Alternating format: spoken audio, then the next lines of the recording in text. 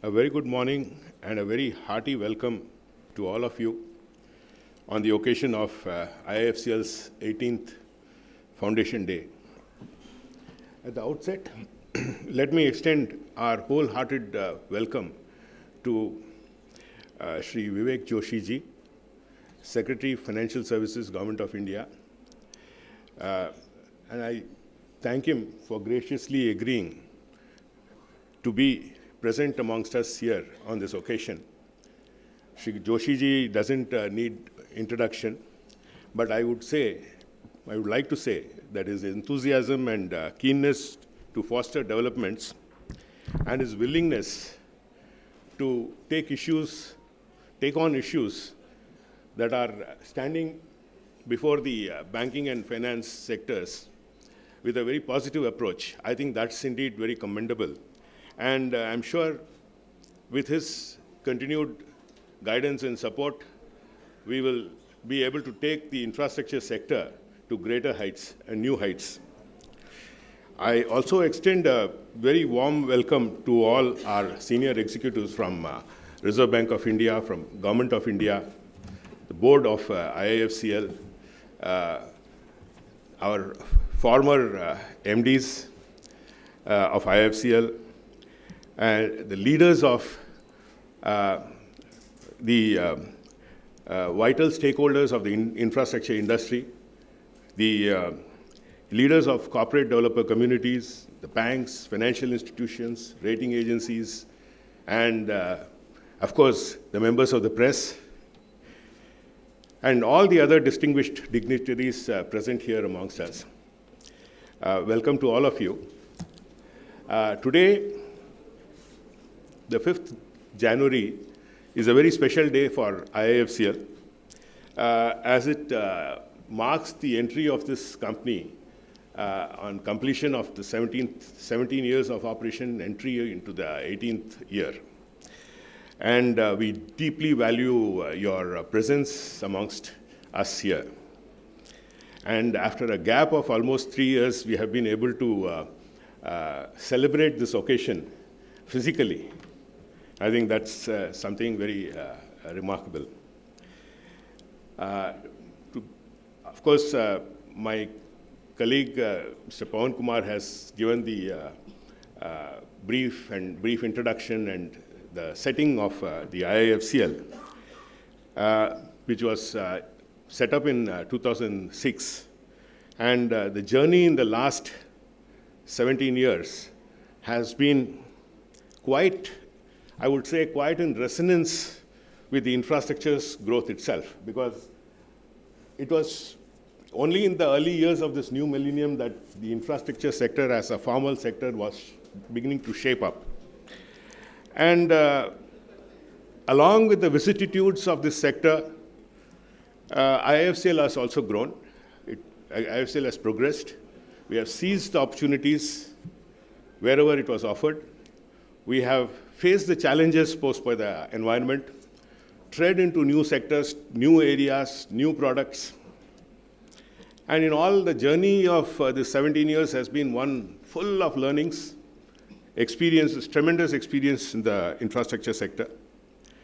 And that being the company's part, if I were to reflect, flashing back on the India's infrastructure spending during those days in the early part of this new millennium, it was estimated at around 5% of the GDP, very less as compared to other growing economies like China, which was around 9 to 12%. And actually, this limited the scope of growth of our economy. And particularly, when the aspirations of the people was the growing further at that time. So I think if the need of the hour at that time was to have a capacity expansion through increased capital expenditure and with the active participation of the private sector. So initially from 2005, 2006, we saw the advent of the PPP models and the viable spurt of investments from the private sector in the infrastructure sector. This led the way in improving the quality of the prevalent infrastructure sector in India. Roads and highways led the PPP model approach with the newly constructed concession agreements at that time, as per our then understanding.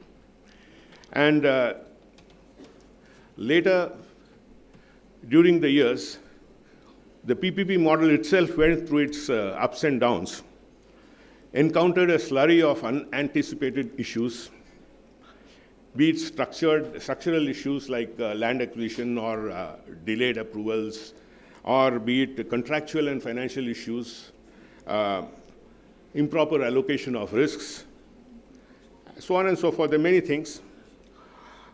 There were a lot of learnings even for the sector and as such even for the company.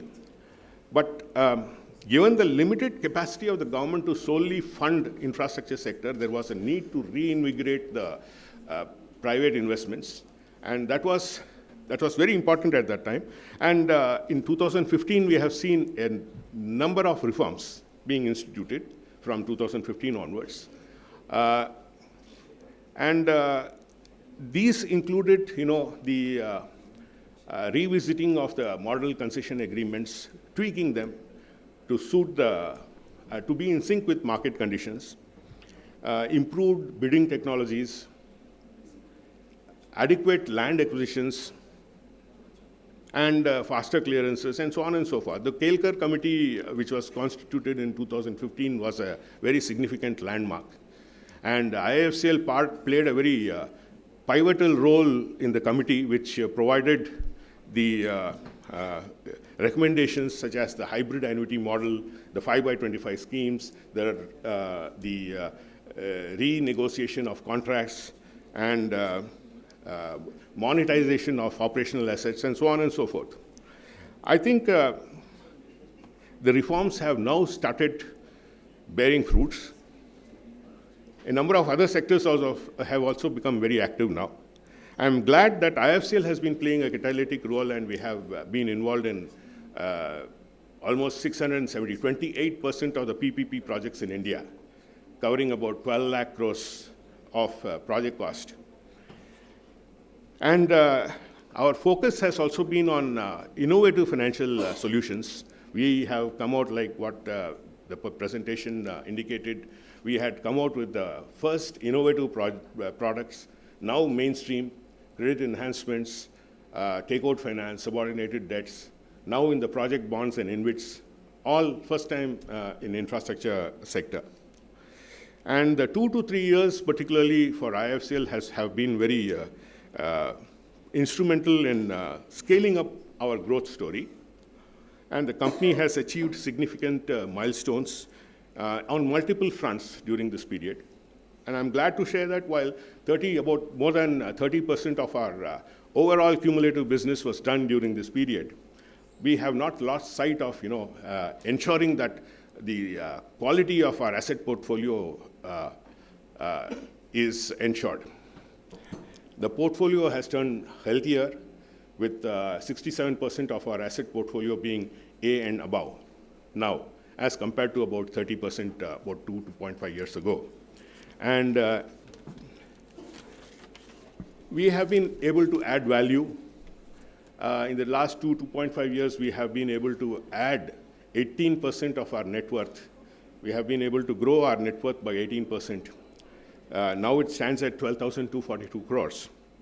And this only highlights the institution's potential to meet the country's infrastructure funding needs.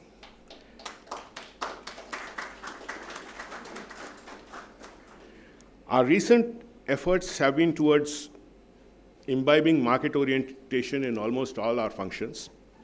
And for the first time in IIFCL journey, a focused medium-term strategy has been put in place, and to enable the company to serve its mandate with a balanced approach of public interests with commercial principles. And now IIFCL aims to transform its image from that of a last-mile lender, which it was set up earlier, to a preferred financier. And we are already seeing the ripples and the kind of waves that are around our institution for that. We attempt to make a mark in the country, not only as a financier for infrastructure projects, but also in the policy advocacy, and aid and support the government in bringing about the reforms in the regulatory environment that is necessary for scaling up and expanding infrastructure sector in various other new areas. For instance, one such example has been the release of termination payments, where we have been coordinating with the Ministry of Roads and Highways and the National Highway Authority and many other concession authorities across the country. And this issue now has been resolved to a great extent and de-bottlenecked as compared to what it was a few years ago. What I would like to mention in this, by putting the perspectives on the macro scenario, is that the present system of the PPP procurement through concessions is bipartite in nature. It is but pertinent that the lenders who are the major stakeholders in the infrastructure projects are not main parties in the concession agreements. It is only pertinent that lenders are made main parties. It is high time.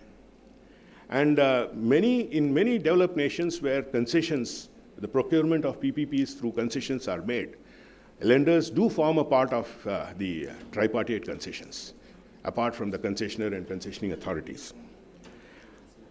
This structure will definitely solve the many unresolved or the many problems that persist today, even today, make the projects more bankable and increase the confidence of investors and lenders. It's good for the system.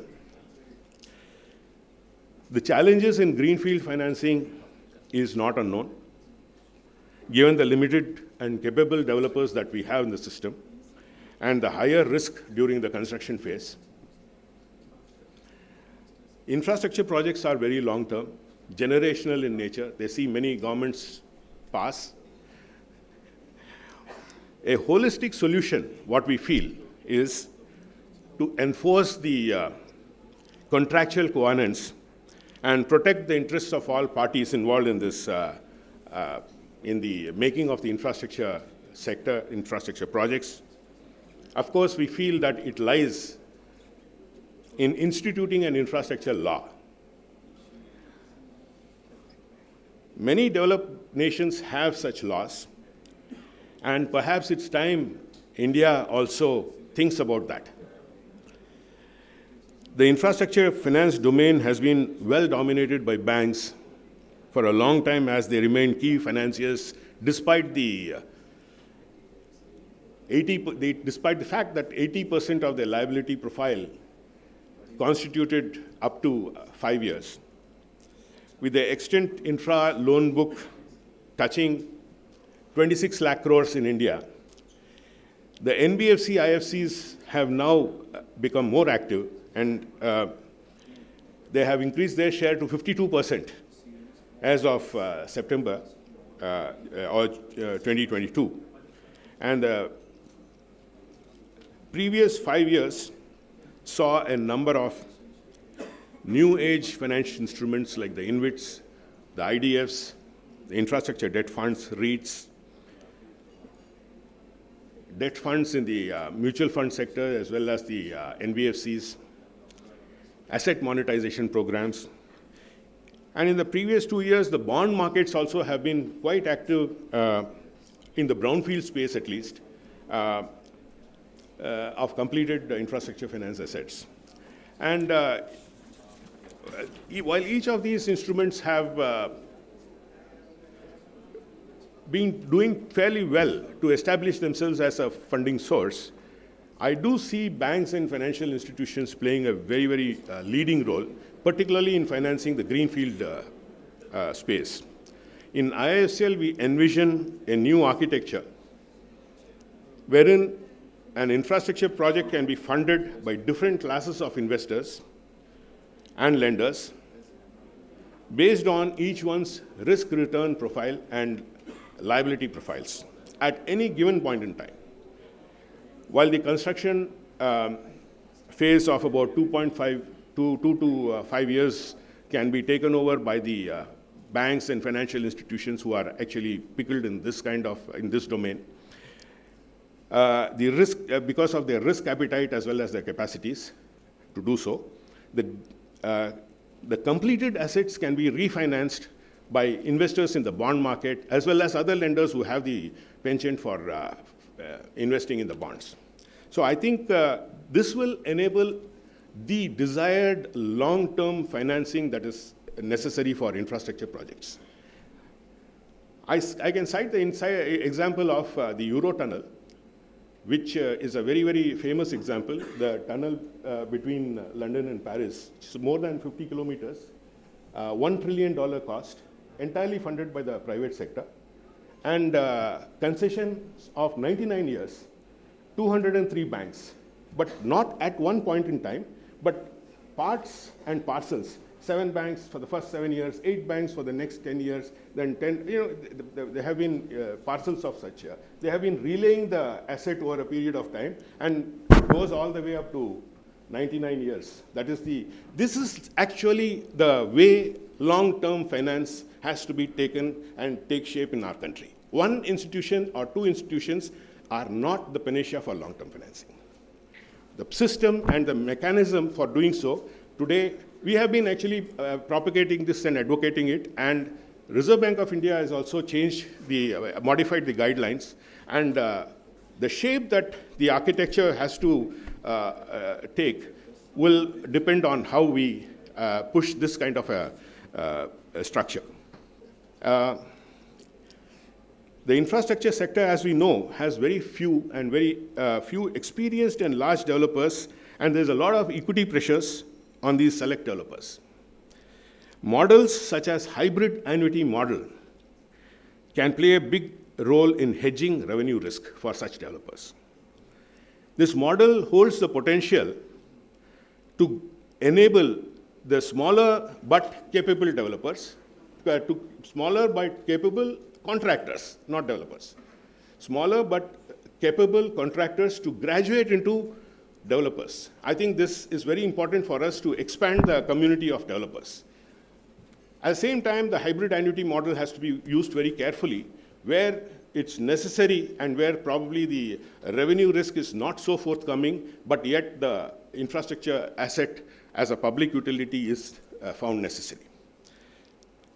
Building world-class infrastructure is the next big challenge for India's takeoff, and IIFCL shall continue to towards its pursuit to achieve this excellence in this domain of financing infrastructure.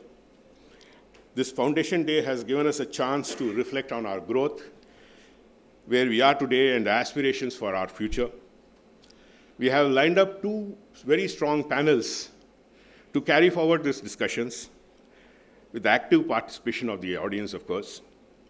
And we are hopeful to extract some very, very constructive points today, which we can put up before the policymakers and the government to carry the reforms further. I would like to extend my heartfelt thanks to all the stakeholders for all the cooperation and support that we have received in our journey.